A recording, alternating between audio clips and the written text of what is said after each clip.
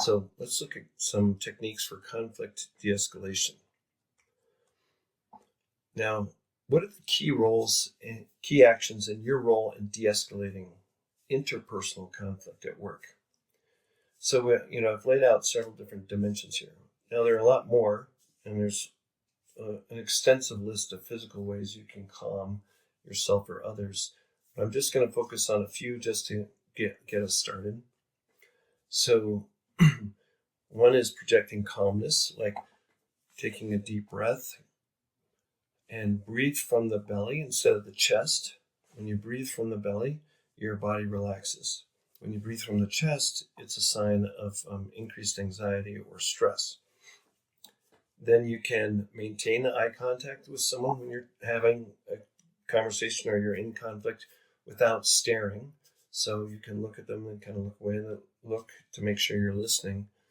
But it shows that you are calm and you're receiving what they have to say versus getting defensive and keeping them at bay. And then ensure your tone of voice is even and measured, which connects to someone else and they start to calm down too when you use that tone of voice. And if you notice, some people naturally just calm you down when you're around them, or you'll have seen them in conflict and they just are a calming presence. And that's that tone of voice or that presence physically that helps you and others to calm down. It's a very useful tool. And calming isn't the only thing. I mean, some cultures or situations, you don't want to stop being angry and you don't want to be calm because you're trying to accomplish something or something can benefit from not doing that. I want you to be aware of how to de-escalate when you want to, or to be aware of de-escalation, to open your eyes to those kinds of things that you can do in your life to help others in conflict. And then your role is to listen to understand. Cultivate an attitude of curiosity. Now, this is particularly challenging when you yourself are in conflict. Listening to understand when you would rather listen to defend or listen to attack or go into fight, flight, or freeze or fawn. Instead, it takes kind of an awareness to say, okay, I want to run away, but I'm just going to stay here and I'm going to kind of listen with an eye to understand, like be curious about what the conflict's about, what I'm being told, what I'm seeing, and to explore it and not shut it down too quickly so that you can really understand what's going on. That helps calm people. And then reduce distractions. If someone's coming to you with an issue and they're with that where they have a conflict with you, it's great to reduce distractions, which means if you're on your laptop, maybe close your laptop, maybe stop looking at your phone and scrolling. And sometimes that's challenging because we're so connected to our phones or to our laptops right now. But it's important to kind of just put that away for a moment, turn towards the person, look at them without staring, open body posture where your arms are open and you're facing them, and you're listening and making sure you're listening to understand. So focus your attention on the speaker and ensure your tone of voice is even and measured if you can, because we can't always control those things when we're in conflict. And then practice reflective listening. Now, first seek to understand. Ensure you have listened and heard what the speaker is conveying. It's tempting when you're in an argument to kind of defend and prove you're right or give the better rationale for why you did something, or that you're better in some way or you're right in some way.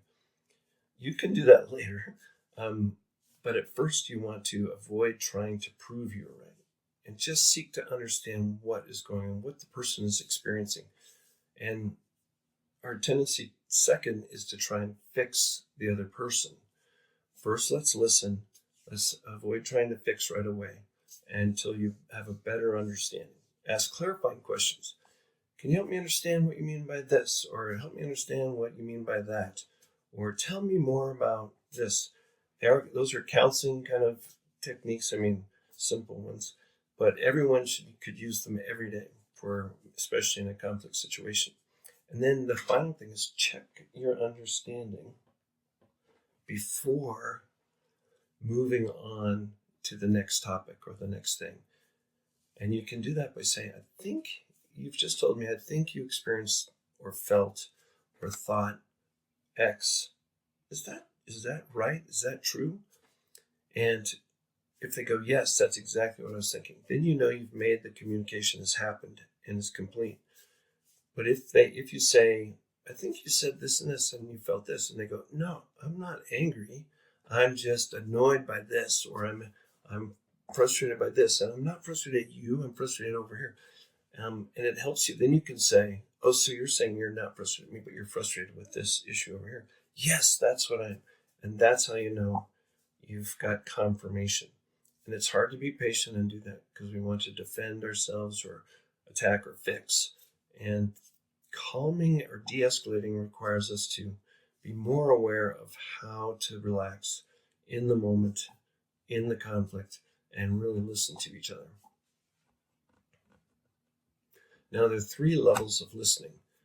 I mean, there are many models around listening, but 3 of the levels are: level 1 listening is active listening, where you learn when and how to mirror what the other person said, confirming your understanding of what they said and meant, which is what I just covered. Then listening in level 1, it's also listen by observing body movements, gestures, tone of voice, because you might be lowering your tone of voice to be more even to calm. Notice what they do, because typically when you calm, the other person will have calming tendencies too. That's why it's so useful as humans. When one of us relaxes and moves into a more focused state, the other people around it's easier for them to do it because we're reading each other constantly. Level 2 listening is you listen for the other person's values, purpose, and goals. The deeper parts, because so often when we get into a conflict, we focus on the conflict, the thing that's conflicting. When we look more deeply, we can find common ground and a better understanding of the conflict if we understand what value is involved, what purpose or goals they have that are being interfered with or disrupted, and going there. And then when you understand that, not only does it help with the current conflict, but it will help with how you relate to other people downstream and when other things come up. And then again, listen with an attitude of curiosity, this interest in what the other person says and why. It doesn't mean you agree with them. It means that you want to understand them. Listen for those deeper beliefs surrounding the conflict. Is it a violation of respect? Is it that they were left out when they wanted to be included? Was it that you did something that they had thought that was their responsibility, or vice versa? And listen for the other person's work identity. A lot of workplace conflict comes when work identity is involved in some way or feels threatened in some way. Now, work identity, here I have a definition of it, which is a sense of self in relation to one's occupation. So it's how we identify in terms of our work. In higher education, faculty are often highly identified with their discipline. And that, so they think and operate from a perspective that fits what they studied and what they're an expert in. So is it science? Is it theater arts?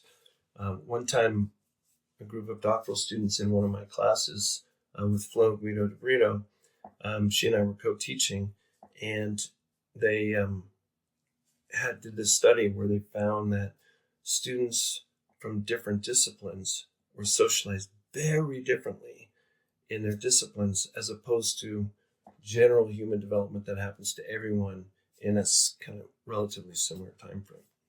So it's very exciting to see how much what we study affects how we see the world.